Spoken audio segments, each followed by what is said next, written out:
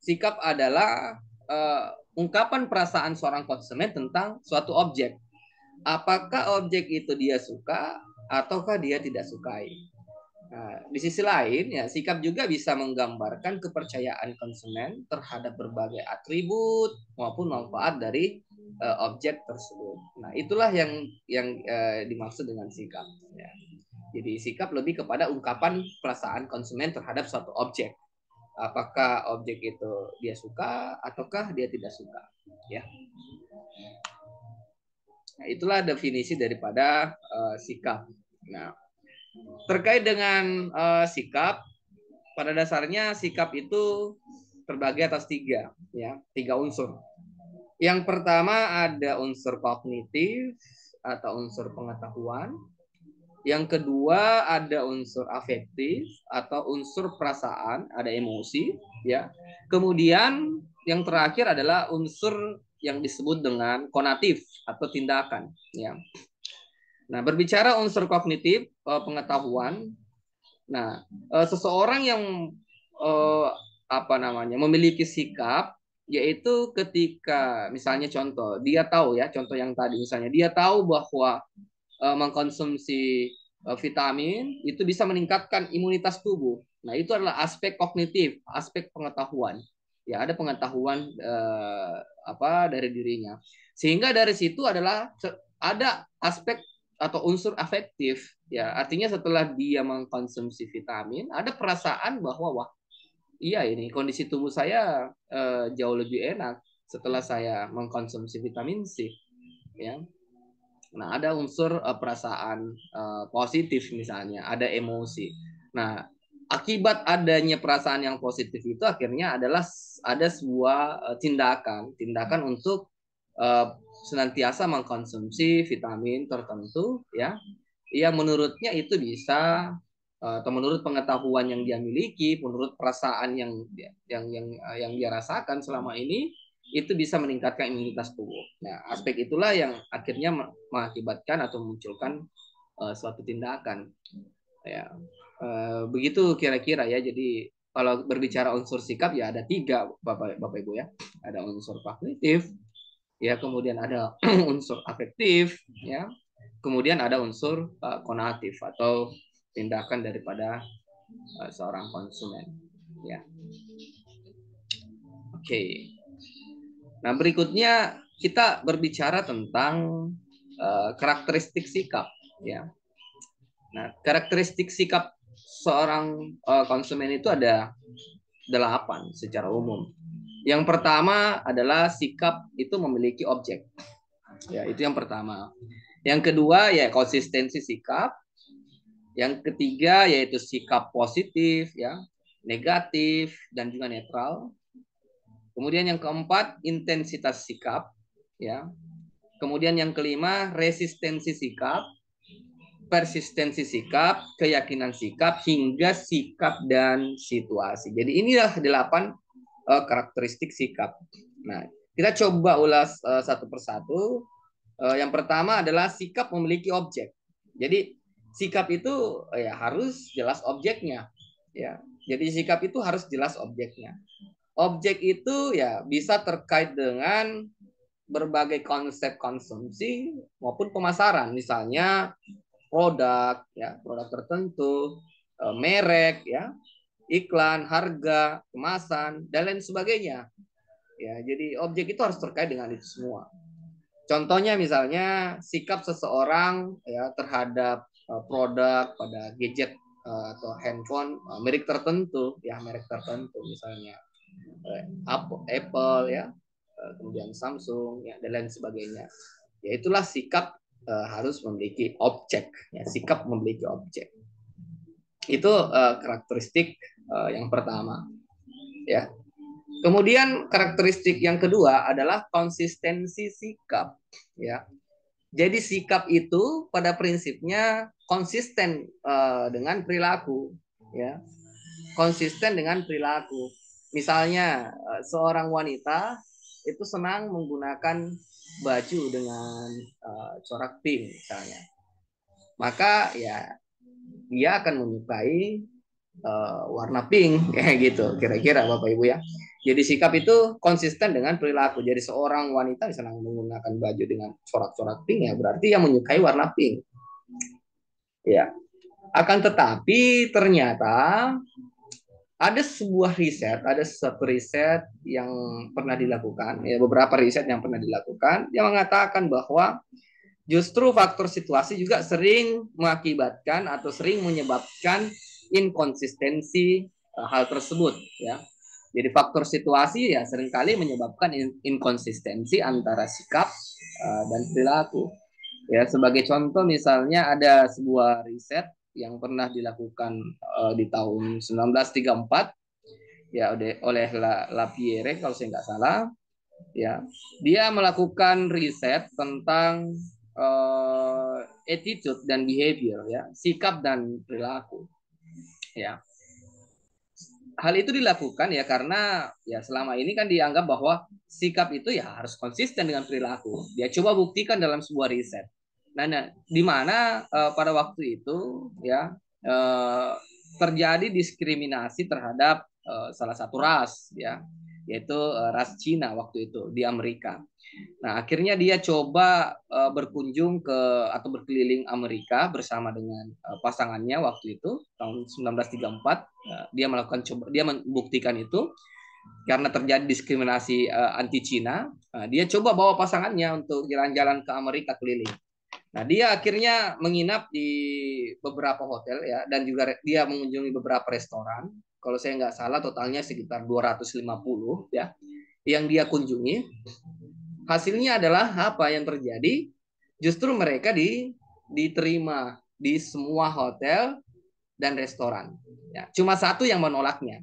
Padahal waktu itu adalah apa yang terjadi adalah terjadi diskriminasi terhadap anti Cina. Jadi kalau orang Cina yang mau datang ke tempat itu mereka akan ditolak. Tapi pada kenyataannya ketika mereka langsung datang berkunjung ke hotel ataupun restoran justru mereka nggak diterima. Bahkan mereka dilayani dengan baik. Nah, ini adalah salah satu contoh bahwa faktor situasi seringkali menyebabkan inkonsistensi dari sikap dengan perilaku. Ya. Nah, setelah itu bisa terjadi ya 6 bulan berikutnya ya dia coba iseng untuk kirim surat ke apa tempat-tempat yang sudah dikunjunginya. Ya, dia coba minta atau dia coba tanyakan kira-kira kalau saya datang dengan orang Cina ke tempatnya, apakah saya akan diterima? Nah, hasilnya apa? Cukup mengagetkan karena 92% itu ditolak. Ya, nggak boleh. Mereka nggak terima. Ya, 92% menolak. Nah, ketika dia mengirimkan surat kepada beberapa hotel dan restoran ya mayoritas dia ditolak. Nah, tetapi lain halnya ketika dia langsung berkunjung, justru cuma satu aja yang menolaknya. Ya, itulah contoh bahwa faktor situasi ya seringkali menyebabkan inkonsistensi antara sikap ya dan juga perilaku ya. Begitu kira-kira ya Bapak Ibu. Nah, atau ada kira-kira contoh yang lain ya Bapak Ibu terkait dengan sikap yang konsisten dengan perilaku? Ya, silahkan.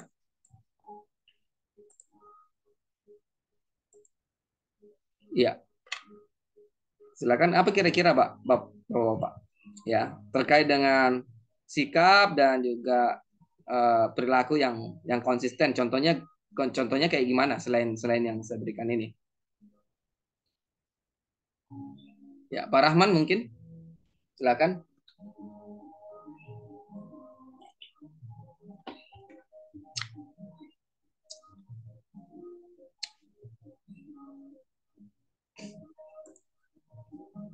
Ya, halo. Suara saya jelas, Bapak Ibu? Bapak-bapak? Halo.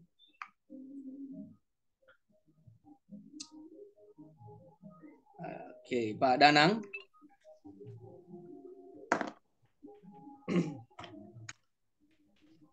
Jelas Pak, jelas Pak. Iya.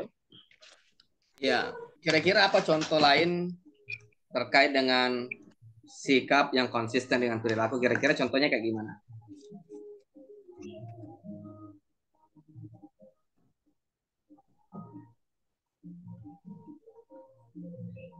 Oke, Pak ya Hikmah Sultan, kira-kira boleh enggak kita ya ini saya sebenarnya pengen sharing dengan Bapak Ibu ya.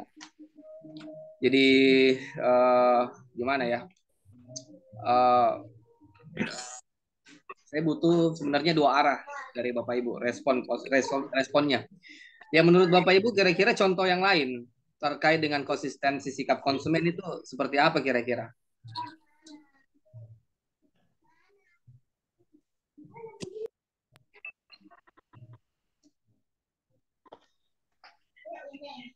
Kalau saya izin Pak Dok, Ya, iya silakan Pak. kalau saya lihat contoh di layar konsistensi sikap ini, misalkan seorang wanita senang menggunakan baju dengan corak pink, ya menyukai warna pink. Ini juga bisa menjadi salah satu, dan mungkin juga bisa penambahan sedikit Dok, mungkin juga Ya. tren atau mau tren atau yang lagi booming itu juga bisa mengganggu konsistensi sikap seseorang. Betul. Contohnya misalkan seorang wanita yang mempunyai corak pink, tapi tiba-tiba di tren tren zaman sekarang misalkan berubah tren, jadi biasa dia mengikuti dengan kondisi tersebut. Jadi itu pandang saya. Iya, betul sekali. Ya, jadi terjadinya inkonsistensi itu ya kadang faktor situasi ya itu tadi yang Bapak sebutkan tren ya adanya tren yang berubah ya sehingga yang tadinya apa dia suka dengan sesuatu yang tertentu akhirnya berubah gitu ya betul sekali ya ya apa kira-kira yang contoh misalnya sikapnya Bapak ya kira-kira apa sikap yang sejalan dengan perilakunya? Apa kira-kira? Contoh yang agak ekstrim ini Pak ya. Ya, ya, ya, ya. Mungkin kalau di Makassar dia berpakaian rapi, tiba-tiba dia pergi di Bali liburan berubah pakaiannya menjadi pakaian yang lebih terbuka karena menyesuaikan situasi dan kondisi yang ada di wilayah tersebut. Oke. Ya, ya, ya, ya, ya, ya. Oke. Ya. Jadi uh, ya kalau misalnya sebentar zoomnya mati ya harap Bapak Ibu silakan Bapak Ibu join lagi ya Bapak-bapak join lagi di di link yang sama ya. Oke. Nah, itulah sikap yang harus konsisten dengan perilaku. Jadi konsistensi sikap sebenarnya yang dibutuhkan. Ya. Contoh misalnya Bapak Ibu apa senang senang dengan uh, buah-buahan tertentu, misalnya senang dengan mangga ya, senang makan mangga. Maka perilakunya Bapak apa? Ya pasti akan menanam pohon mangga. Ya harusnya kan seperti itu. Jadi sikap konsisten dengan perilaku. Nah, cuman kan kadang misalnya rumah kita ya tidak memungkinkan untuk menanam pohon mangga misalnya. Sehingga ya akhirnya tidak konsisten lagi antara sikap kita, apa yang kita yakini itu tidak sejalan dengan perilaku kita. Ya itu contohnya ya, contoh yang lain kira-kira seperti itu. Nah, berikutnya terkait dengan sikap positif, negatif, dan netral. Misalnya, seseorang mungkin suka makanan rendang. Ya, orang yang menyukai sesuatu, maka itu adalah sikap positif. Ya. Sedangkan kalau misalnya dia tidak menyukainya, ya dia tidak suka, maka itu adalah sikap negatif. Nah, ada juga sikap netral atau dia tidak memiliki sikap. Nah, biasanya ini terjadi pada misalnya kayak produk-produk baru yang belum pernah dicobanya, ya dia tidak bisa mengambil sikap apakah dia suka ataukah dia tidak suka. Ya, kira-kira begitu. Jadi sikap itu ya kadang ada sikap positif, ada sikap negatif, ada sikap yang sifatnya netral. Kemudian yang keempat tadi karakteristik sikap yaitu terkait dengan intensitas sikap ya. Jadi intensitas sikap itu ya ada orang yang itu dia sangat menyukai sesuatu, sangat menyukainya. Tetapi ada juga orang yang memang sangat tidak disukai ya. Nah, intensitas sikap ini berbicara ketika konsumen menyatakan derajat tingkat kesukaan ataupun ya ketidaksukaannya terhadap suatu produk. Ya, maka ia akan mengungkapkan intensitas sikapnya. Ya, oke, seperti itu kira-kira. Ya, misalnya ada orang yang suka sekali makan durian. Ya, kalau ada durian dia jalan, kemudian dia lihat durian, langsung singgah makan durian. Itu adalah intensitas sikap. Ya, dia begitu suka. Nah, kemudian ada resistensi sikap. Ya. Resistensi sikap ini adalah seberapa besar sikap seorang konsumen itu bisa berubah. Nah, di sini pemasar itu ya itu perlu memahami terkait dengan resistensi konsumen agar mereka bisa menerapkan strategi pemasaran yang kuat. Ya, jadi resistensi adalah ya seberapa besar sikap seseorang konsumen itu bisa berubah. Ya, kemudian terkait dengan persistensi, persistensi sikap ini berbicara tentang karakteristik sikap yang menggambarkan bahwa sikap akan berubah karena ya berlalunya waktu. Ya, misalnya seorang mahasiswa yang sebelumnya barangkali tidak suka kuliah daring, ya, atau dia punya sikap negatif, tidak menyukai kuliah daring. Namun karena berlalunya waktu, ya perkuliahan terus dilakukan secara daring, ya akhirnya ia berubah, akhirnya dia cenderung mulai menyukai kuliah daring. Ya, muncullah sikap positif di situ. Ya, itulah persistensi sikap. Nah, kira-kira barangkali ada bisa rekan-rekan mahasiswa yang bisa memberikan contoh lain terkait dengan persistensi sikap ini.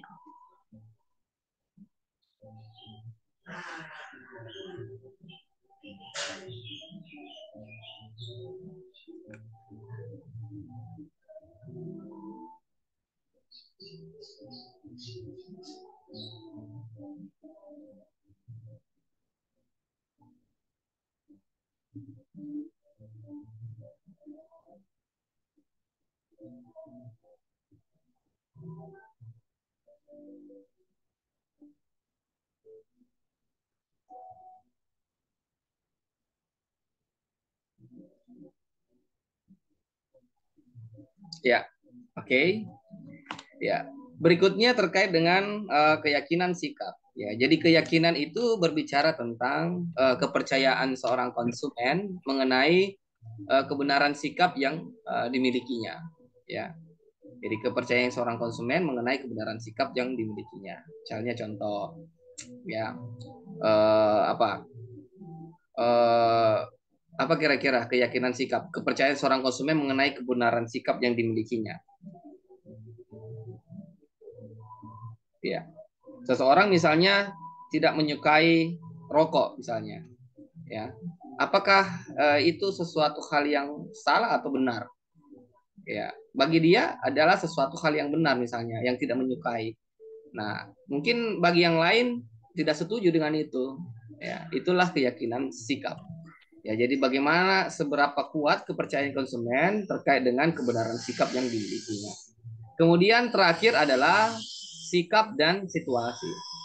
Nah, misalnya sikap seseorang terhadap suatu objek itu seringkali muncul dalam konteks situasi tertentu.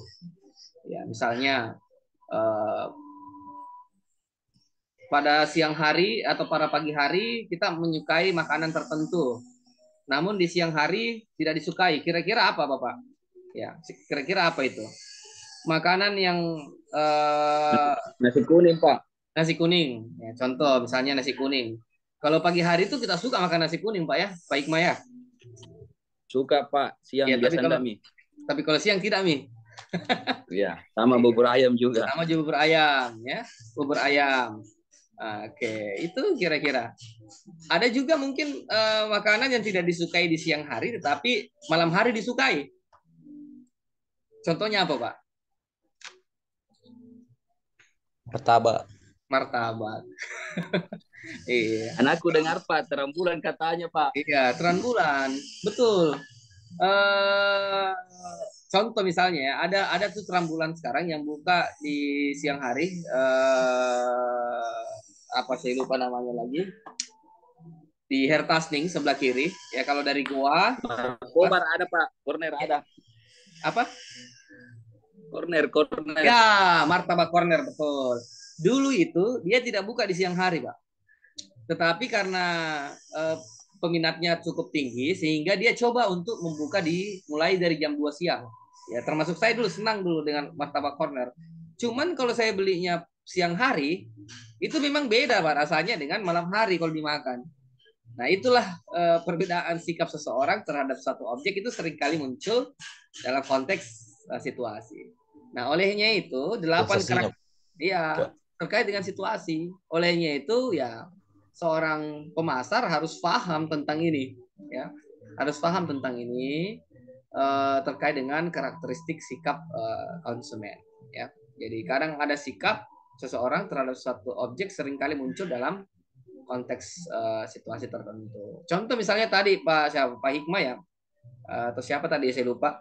Misalnya di Makassar itu ya pakaiannya dia tertutup, ya. Dia suka dengan pakaian tertutup. Nah, ketika dia pergi ke Bali, ya situasinya kan beda. Nah, maka dia akhirnya berpakaian misalnya agak terbuka sedikit misalnya, ya. Nah, itu. Misalnya bapak-bapak kalau di Makassar tuh jalan-jalan ke mall tidak biasa pakai celana pendek. Tapi kalau ke Bali ya mungkin melihat orang banyak pakai celana pendek atau terus pakai kaos oblong, akhirnya ikutan untuk menggunakan itu. Itu juga terkait dengan sikap dan situasi. Ya, sikap seseorang terhadap satu objek seringkali muncul pada konteks atau situasi tertentu. Ya. Oke, nah itulah 8 karakteristik sikap seorang konsumen.